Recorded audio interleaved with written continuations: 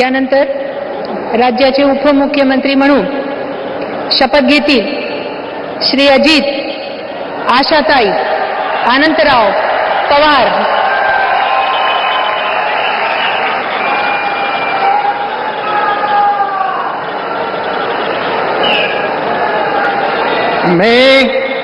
मी अजित आशाताई अनंतराव पवार गांभीर्यपूर्वक प्रतिज्ञा करतो की कायद्याद्वारे स्थापित झाले आहे अशा भारताच्या संविधानाबद्दल मी खरी श्रद्धा व निष्ठा बाळगीन।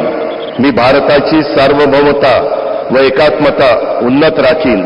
मी महाराष्ट्र राज्याचा उपमुख्यमंत्री म्हणून माझी कामे निष्ठापूर्वक व विवेकबुद्धीने पार पाडीन आणि संविधान व कायदा यानुसार सर्व तऱ्हेच्या लोकांना मी निर्भयपणे व निपक्षपातीपणे तसेच कोणाच्याही विषयी महत्त्वभाव किंवा आकस न बाळगता न्याय वागणूक देईन। मी अजित आशाताई अनंतराव पवार गांभीर्यपूर्वक प्रतिज्ञा करतो की महाराष्ट्र राज्याचा उपमुख्यमंत्री म्हणून माझ्या विचारार्थ आणली जाईल किंवा मला ज्ञात होईल अशी कोणती बाब असा उपमुख्यमंत्री म्हणून माझी कामे यथायोग्य पार पाडण्यासाठी आवश्यक असेल ते खेरीज करून एरवी मी कोणत्याही व्यक्तीला किंवा व्यक्तींना प्रत्यक्षपणे वा अप्रत्यक्षपणे कळवणार नाही किंवा त्यांच्याकडे उघड करणार नाही।